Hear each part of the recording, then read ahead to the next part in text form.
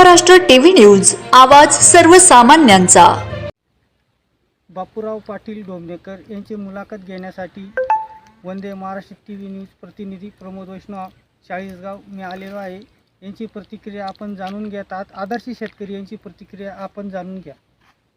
मी बाबूराव पाटील, राहणार डोमणे, तालुका चाळीसगाव। शेती, पपई ही शेती कशी करायची या संदर्भात भाऊ आले आहेत आपल्याकडे शेतीमध्ये। यांनी मला विचारलं, दादा हे पपई कशा पद्धतीने करतात बा। या पपईला 6 महिन्यात, 6.5 ते 7 महिन्यात मध्ये निघून जाते, म्हणजे जाते असा विषय नाही। ही सुरुवात होते 6 महिन्यात, ही सुरुवात होते। ही कमीत कमी 18 महिने चालणारं रोप आहे। ही पपई ही पाहू शकता तुम्ही, 15 नंबर व्हरायटी लावलेली आहे। मला एका एकरमध्ये आतापर्यंत 4,90,000 रुपयाचं उत्पन्न आलेलं आहे। आणि मी आता माझ्याकडे 22 एकर पपई आहे आणि बल्लारांमध्ये लावलेली आहे। ही पपईचं सांगायचा भावार्थ, शेतीमध्ये खत पाहिजे, घरामध्ये एक मत पाहिजे आणि बाजारामध्ये पत पाहिजे।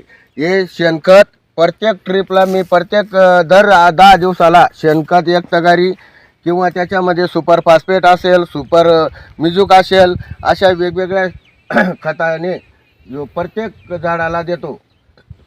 आणि रासायनिक खत म्हटलं म्हणजे 05234 आणि 18-18-40 हे सर्व खत मी या पपईला देतो।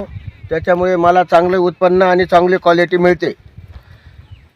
विशेष म्हणजे बापूराव पाटील यांनी आपण बघू शकता समोर इकडे येऊन की त्यांनी अक्षरशः बल्ल्यासारख्या कटाईमध्ये दगडांमध्ये त्यांनी सोनं पिकवलेलं आहे।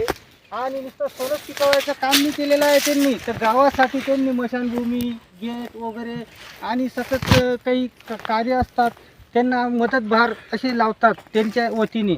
आणि ते आदर्श शेतकरी म्हणून जाणले जाणारे असे बापूराव पाटील यांची प्रतिक्रिया आपण जाणून घेतात। शेती माऊली स्वर्णभूमी, तुझ्या जीवावर आहे आम्ही। मी छोटासा शेतकरी बाबूराव पाटील। आणि मला एका शेतकऱ्याने सांगितले, दादा तुम्ही फक्त पपई लावून पहा, पपईमध्ये जास्तीत जास्त उत्पन्न आहे। मी आता 8 रुपये किलोने आणि माझी नवती 12 रुपये किलोने देत आहे। आणि सर्वात जास्त उत्पन्न मला पपईमध्ये मिळतं आहे। मी 10 वर्षापासून सतत पपई लावतो आहे। मागच्या वर्षीसुद्धा मला 22,60,000 रुपयाची पपई झाली आणि या वर्षीसुद्धा मला 15 एकर पपई आहे माझी। तुम्ही कुठलाही शेतकरी कसं नॉलेज घ्यायचं, काय शेतीमध्ये कसं करायचं आणि कुठलं हे लावायचं, आपण मार्गदर्शन काही 0 रुपयामध्ये देऊ शकतो। जमीनमा पपई कशी पिकाडीने बा। पपई ही अशी वस्तू आहे, वावरमा खत लागस, घरमा एक मत लागस आणि बाजारमा पत लागस। तिले जेवढं खाद्य भेटणं तेवढं ती चांगली प्रक्रिया करस आणि आपले फळ उत्पन्न चांगलं देस। जसं पोरेसनं उत्पन्न राहस, इवलेशे रोपं लावेले दारी, तयाचा वेलू गेला गगनावरी। एवढं रोप लावं, यांना वेल गगनावर जाई राहिना आणि आपले सर्वात्मा सहानुभूती भेटी राहिनी। हाच खरा आनंद आपले लुटाना पाहिजे। शेतकरी काय म्हणत, हाय हाय हाय हाय हाय हाय करा, मग काही मजा नाही। इवलेशे रोपं लावेले दारी, तयाचा वेलू गगनावरी। माणूसने शरीर हाही संबंध जसा पपई संगे राहस, तसाच सर्वात संबंध हाऊ कायमस्वरूपी आपला शेती माऊलीमा राहायला पाहिजे आणि स्त्री पुरुषामा राहायला पाहिजे। स्त्री पुरुषाचे एकचित्त, तेथे लक्ष्मी नांदे नवनीत।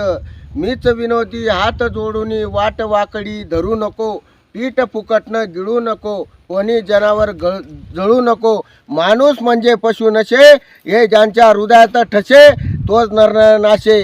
शेती माऊली स्वर्णभूमी, तुझ्या जीवावर आहे आम्ही।